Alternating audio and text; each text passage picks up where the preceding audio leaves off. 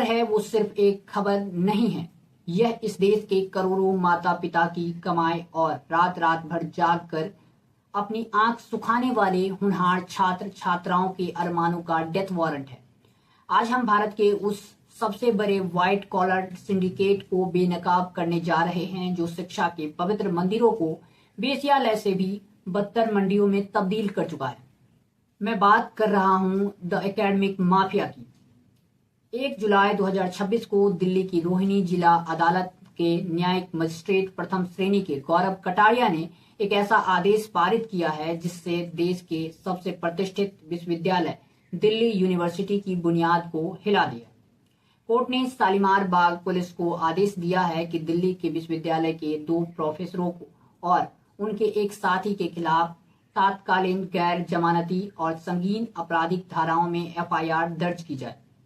लेकिन आज democracy squad पर हमारा सवाल सिर्फ इन 2 प्रोफेसरों से नहीं है। हमारा सवाल इस पूरे देश के उच्च शिक्षा तंत्र हायर एजुकेशन सिस्टम से है। क्या देश की यूनिवर्सिटी में होने वाले पीएचडी एडमिशंस और असिस्टेंट प्रोफेसर की नियुक्तियां टैलेंट के दम पर तय होती है या सिर्फ बंद कमरों में 30-40 लाख रुपए की सूटकेस और फर्जी जनरल्स के ठेकों पर? आज दूध का दूध और पानी का पानी होगा। आइए पहले उस मामले की सर्जरी करते हैं जिसने इस पूरे नेक्सस को एक्सपोज किया है। केस की मुख्य पात्रा अंकिता किलसेन कोई ऐरी गैरी लड़की नहीं, देश की सबसे प्रतिष्ठित यूनिवर्सिटी जेएनयू के पूर्व छात्रा, गोल्ड मेडलिस्ट रिसर्चर। जब जेएनयू के रिसर्चर्स को ये देश का सिस्टम जिंदा चबा सकती है तो किसी आम देहात के कॉलेज के बच्चे की क्या औकात है, इसकी कल्पना करके आप कांप जाएंगे। इस सिंडिकेट के 3 मुख्य किरदारों के नाम नोट कीजिए। किरदार number 1, Pramod Kumar Dayal Singh college, Delhi university के एसोसिएट प्रोफेसर हैं। किरदार number 2, Luke Khanna, Bharati college Delhi university में एसोसिएट प्रोफेसर हैं। किरदार नंबर 3, संजीव कुमार, जिसने खुद को एम्स दिल्ली के सीनियर मेडिकल ऑफिसर्स बताकर इस पूरे खेल में बिचौलिया और फाइनेंस का जाल बिछाया है। अब इस फ्रॉड की क्रोनोलॉजी को ध्यान से देखिए ताकि आपको समझ आए कि ये जालसाज कितने सातिर है। मई 2021 में संजीव कुमार ने अंकिता को झांसा देकर कैरियर गाइडेंस के नाम पर इन दोनों रसूखदार प्रोफेसरों से मिलवाता है। मई 2022 में प्रोफेसर प्रमोद कुमार और लयूक खन्ना अंकिता को समझाते हैं कि यूजीसी के नियमों के तहत अगर तुम्हें यूनिवर्सिटी में पक्की नौकरी चाहिए तो तुम्हारा research paper UGC care limited journals में छपे होने चाहिए और इसके लिए अंकिता से उनके जीवन भर की बौद्धिक कमाई, उनके originals and unpublished research manuscript और कथाकथित पब्लिकेशंस और ट्रैवल्स चार्ज के नाम पर 1 लाख रुपए की कैश ऐंठ लेते हैं। लेट 2022 में ये प्रोफेसर अंकिता को बकाया प्रिंटेड एकेडमिक जर्नल्स की फोटोकॉपी और जाली पब्लिकेशन के सर्टिफिकेट थमा देते हैं।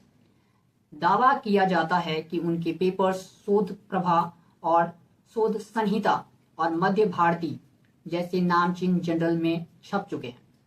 क्रिमिनल माइंडसेट को देखिए। प्रोफेसर प्रमोद कुमार ने अंकिता के एक ओरिजिनल्स पेपर में खुद को जबरन को ऑथर भी दर्ज करवा लिया, यानी कि एक शब्द लिखे बिना दूसरे के दिमाग की खुली डकैती करना। इन फर्जी पेपर्स और सर्टिफिकेट्स के दम पर अंकिता को नवंबर 2023 में भारती कॉलेज के पॉलिटिकल साइंस डिपार्टमेंट में असिस्टेंट प्रोफेसर की नौकरी मिल जाती है। एक गरीब परिवार की बेटी को लगता है कि उसकी 10 साल की तपस्या सफल हो गई, लेकिन नियति को कुछ और मंजूर था। अगस्त 2024 में एक आरटीआई दाखिल होती है और तब उनकी वास्तविक एकेडमिक जर्नल्स के एडिटोरियल बोर्ड से आधिकारिक जवाब आता है तो पैरों तले जमीन खिसक जाती है। जर्नल्स ने साफ कह दिया कि उन्होंने अंकिता की कोई पेपर कभी पब्लिश ही नहीं किया है। तो सर्टिफिकेट इन मानवीय प्रोफेसरों ने दिए थे वे पूरी तरह से फर्जी और कंप्यूटर पर बनाए गए नकली कागजात थे। 29 अक्टूबर 2024 को भारती कॉलेज ने आंतरिक जांच के बाद अंकिता को नौकरी से बर्खास्त कर दिया। कैरियर खत्म, सामाजिक प्रतिष्ठा खत्म, जिंदगी के सारे सपने एक ही झटके में खत्म हो गए। लेकिन दर्शकों, इस कहानी का सबसे घिनौनी और खौफनाक पहलू तब शुरू होता है जब अंकिता की नौकरी चली गई तो ये प्रोफेसर सांत्वना देने नहीं आए। इस फ्रॉड को इन्होंने सीधे सीधे 25 लाख रुपए की जबरन वसूली और ब्लैकमेलिंग रैकेट में बदल दिया। आरोपियों में से एक अंकिता के पास पहुंचा और कहता है, यूनिवर्सिटी एडमिनिस्ट्रेशन और वीसी ऑफिस में मेरी ऊपर तक सेटिंग है, मैं तुम्हारी नौकरी वापस दिलवा दूंगा, इस पूरे फ्रॉड को फाइलों में दबा दूंगा, लेकिन इसके बदले में मुझे 25 लाख रुपए की कैश चाहिए। सोचिए, एक लड़की जिनकी नौकरी जा चुकी है, जो डिप्रेशन के कगार पर है, उनसे ये सफेद पोश अपराधी 25 लाख रुपए की रंगदारी मांग रहे थे। क्या उन्हें कानून का कोई खौफ नहीं था? क्यों नहीं था? क्योंकि इन्हें पता है कि इनका सिस्टम इनका बाल भी बाका नहीं कर सकता। अब मैं आपको उस कड़वे सच की तरफ ले चलता हूं जिसे देश का हर छात्र अपनी खामोशी के साथ झेलता है। यह बीमारी सिर्फ दिल्ली यूनिवर्सिटी की नहीं है। जेएनयू, डीयू, बीएचयू और एएमयू से लेकर देश के लगभग हर बड़ी यूनिवर्सिटी के गलियारों में अदृश्य कसाई खाना चल रहा है, जिसे हम कहते हैं। सूत्रों के माध्यम से कई छात्र ऑफ द रिकॉर्ड बताते हैं, द इंटरव्यू बेंच फिक्सिंग। देश के हर साल लाखों छात्र यूजीसी, नेट और जेआरएफ क्वालिफाई करते हैं।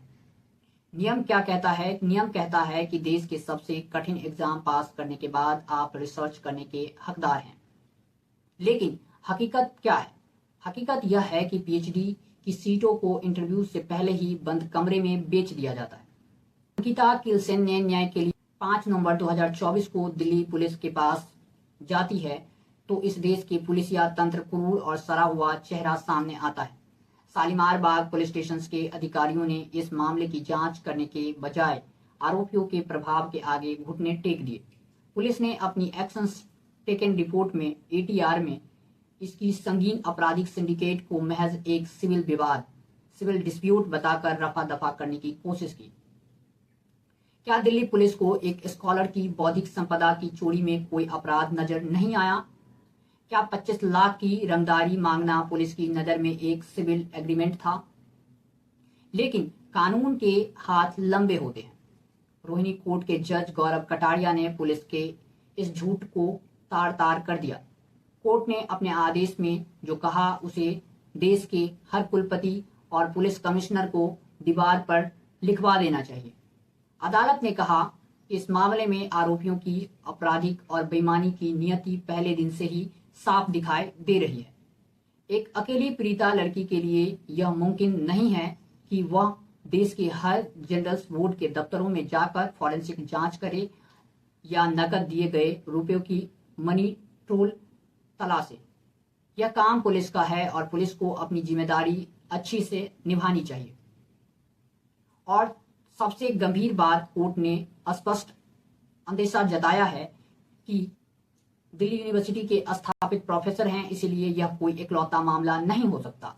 यह एक बहुत बड़ा प्री प्लान संगठित एकेडमिक माफिया रैकेट है जो नौकरी। रोहिणी कोर्ट ने पुलिस को 30 दिन का अल्टीमेटम दिया है, लेकिन आज डेमोक्रेसी स्क्वाड इस देश की अंतरात्मा से, शिक्षा मंत्रालय से और यूजीसी से कुछ तीखे नैतिक सवाल पूछना चाहता है।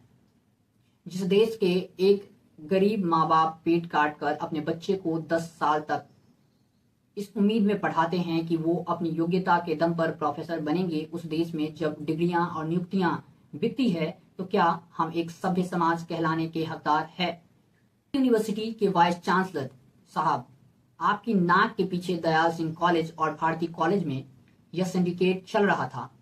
आरटीआई खुलासा किया अगस्त 2024 में हुआ था, जुलाई 2026 हो चुका है।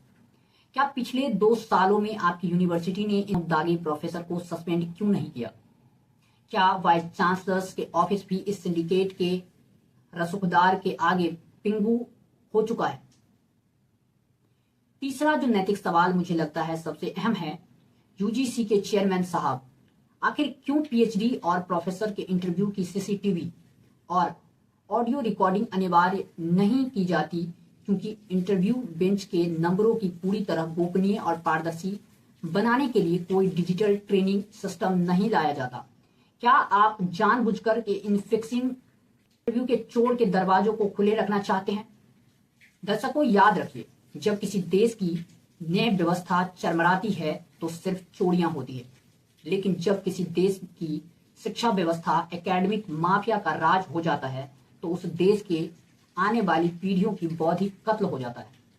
आज हमने अंकिता किलसेन के हक में आवाज नहीं उठाई है।